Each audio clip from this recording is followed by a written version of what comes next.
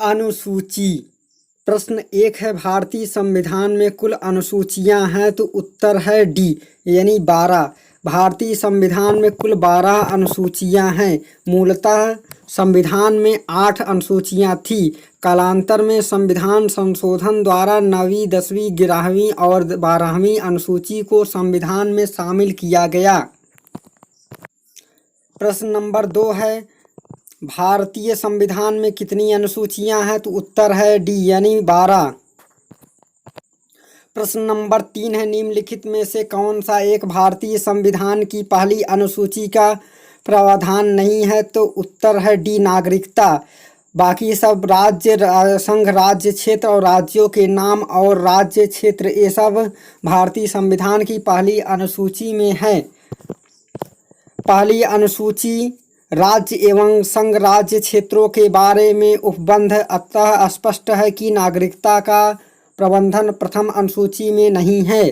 प्रश्न नंबर 4, भारतीय संघ में एक नया राज्य सम्मिलित किया जाना हो तो संविधान के किस अनुसूची में संशोधन आवश्यक होगा? तो उत्तर है ए प्रथम अनुसूची।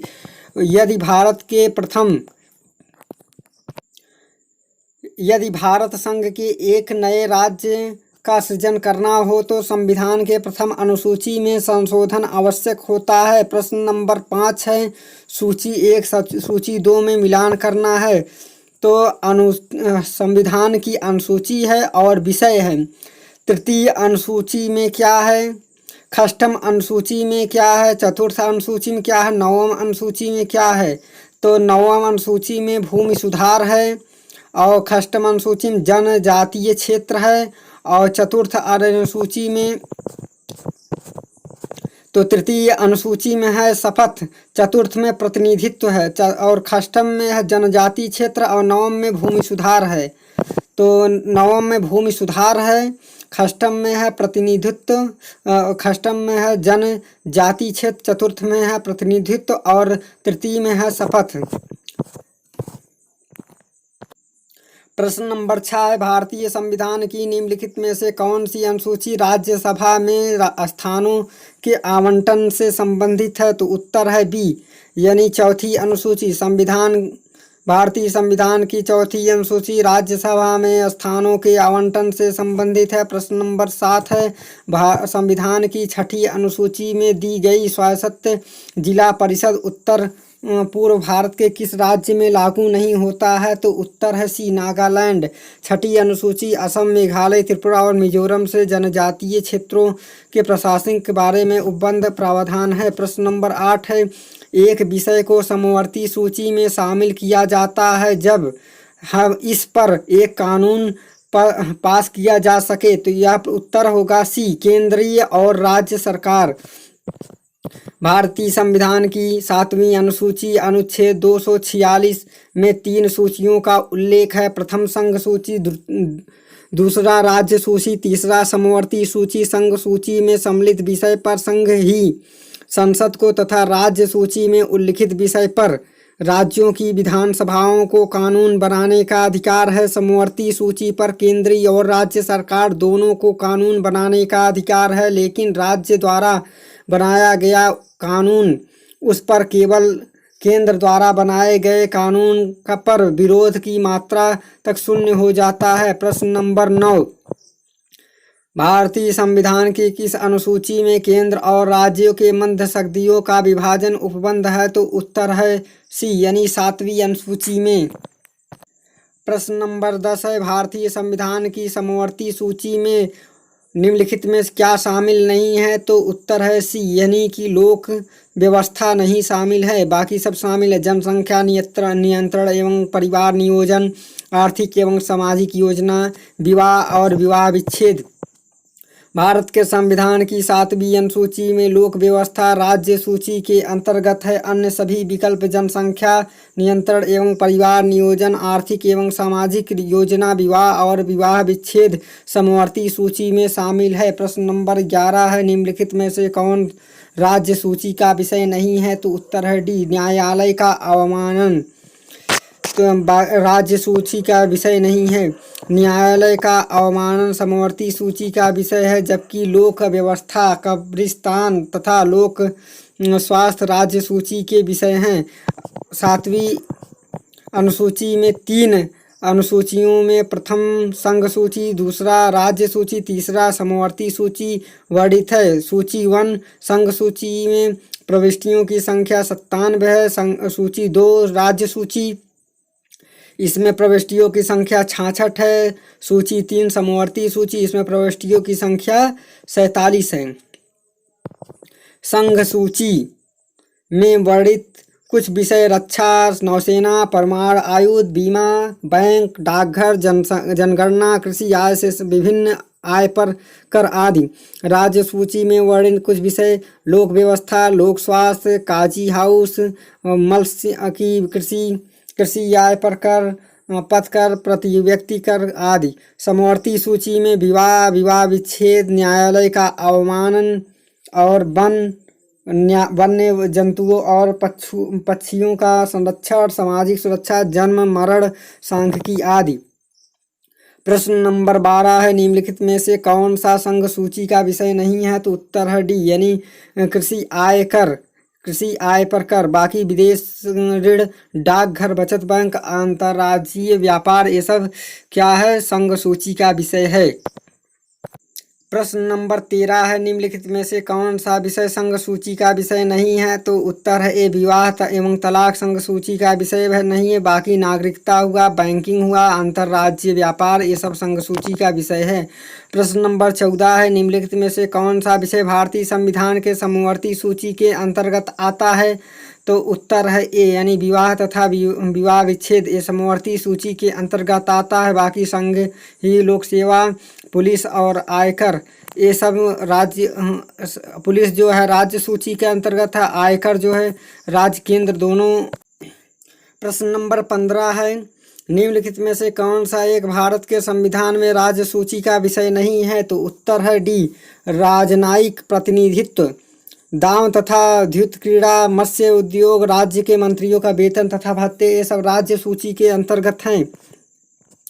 राजनयिक, काउंसलिंग और व्यापारिक प्रतिनिधित्व संघ सूची के कार्य संख्या 11 में वर्णित विषय है, जबकि शेष दाव तथा द्युत क्रीड़ा, मत्स्य उद्योग एवं राज्य के मंत्रियों के वेतन तथा भत्ते राज्य सूची के विषय हैं।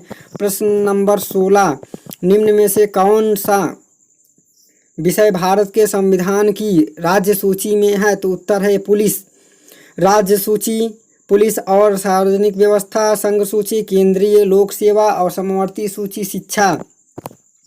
प्रश्न नंबर 17 है, निम्न में से कौन सा विषय समवर्ती सूची में नहीं है? तो उत्तर है सी, सार्वजनिक व्यवस्था। बाकी फौजदारी कानून, विवाह विच्छेद, आर्थिक व सामाजिक नियोजन, ये सब समवर्ती सूची में है।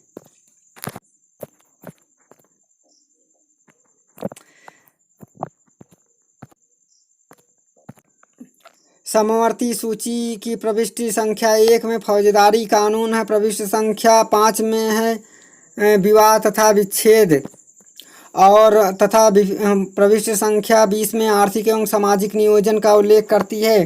प्रश्न नंबर 18, केंद्र राज्य के मध्य शक्तियों का बंटवारा संविधान के किस अनुसूची में है? तो 7वीं अनुसूची में। केंद्र और प्रांतीय सरकारों के मध्य शक्तियों का विभाजन संघात्मक संविधान का एक परम आवश्यक तत्व है। यह विभाजन संविधान द्वारा ही किया जाता है।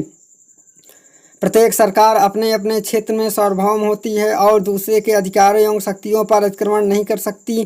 केंद्र राज्य के मध्य शक्तियों का बंटवारा संविधान की 7वीं अनुसूची अनुच्छेद 246 में किया गया है। प्रश्न नंबर 19 है, भारत में केंद्र को शक्तिशाली बनाने का एक संवैधानिक कारण है? तो उत्तर है डी, संघीय सूची। भारतीय संविधान में संघीय ढांचे में मजबूती प्रदान करने के लिए विषयों को केंद्र और राज्यों के लिए निश्चय किया गया है। इन्हें महत्व के आधार पर संघीय सूची, राज्य सूची एवं समवर्ती सूची में विभाजित किया गया है। महत्वपूर्ण विषयों को संघ सूची एवं समवर्ती सूची दोनों में कानून बनाने के विशेष अधिकार के कारण केंद्र को शक्तिशाली बनाने का एक संवैधानिक कारण प्रतीत होता है। अवशिष्ट विषयों पर केंद्र को कानून बनाने का अधिकार है। प्रश्न नंबर 20, भारत का संविधान निम्नलिखित में से किसको अवशिष्ट शक्तियां देता है? तो उत्तर है बी, यानी केंद्र को। भारत का संविधान केंद्र को अवशिष्ट शक्तियां प्रदान करता है। प्रश्न नंबर 21 है, राज्य सूची के किसी विषय को राष्ट्रीय हित का विषय घोषित करने का अधिकार किससे है? तो उत्तर ए, राज्यसभा को।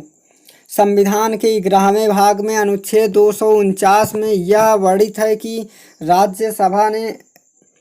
यदि राज्यसभा ने उपस्थित और मत देने वाले सदस्यों में से कम 2/3 सदस्यों द्वारा समर्थित संकल्प द्वारा घोषित किया कि राष्ट्रीय हित में यह आवश्यक है कि समीचीन में संसद राज्य सूची के ऐसे विषय के संबंध में जो उस संकल्प में विनिर्दिष्ट है विधि बनाए, उस संकल्प को प्रवृत्त होने तथा उस विषय के संबंध में संवाद द्वारा भारत के संपूर्ण राज्य क्षेत्र या उसके किसी भाग के लिए विधि बनाने विधिपूर्ण है। प्रश्न नंबर 22 है, संघ सूची में शामिल है? तो उत्तर है ए, यानी 97 विषय। प्रश्न नंबर 23 है, संघीय सूची में कितने विषय शामिल है? तो 97 विषय, और वर्तमान में 100 विषय हो गए हैं। प्रश्न नंबर 27 है, 42वें संविधान संशोधन के पश्चात भारत के संविधान की समवर्ती सूची के विषय में है? तो उत्तर है बी, यानी 52वां। समवर्ती सूची में मूलतः 47 विषय, वर्तमान में 52 शामिल हैं।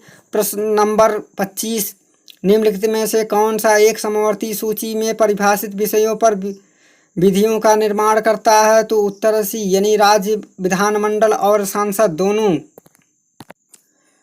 समवर्ती सूची में कुल 47 विषय, वर्तमान में 52 का उल्लेख है, जिन पर कानून बनाने का अधिकार संघ तथा राज्य दोनों को है। प्रश्न नंबर 26 है, 8वीं अनुसूची में कितनी भाषाओं का उल्लेख किया गया? तो उत्तर है 22 भाषाओं का होना चाहिए, लेकिन प्रारंभ में 14 भाषाएं थी। भारतीय संविधान में किसी भाषा को 8वीं अनुसूची के अंतर्गत शामिल किया जाता है। संविधान के प्रारंभ में केवल 14 भाषाओं का राजकीय भाषा का दर्जा प्राप्त था। 92वें संविधान संशोधन 2003 द्वारा जनवरी 2 और 2004 में बोडो, डोगरी, मैथिली और संथाली को राजकीय भाषा के रूप में मान्यता दी गई।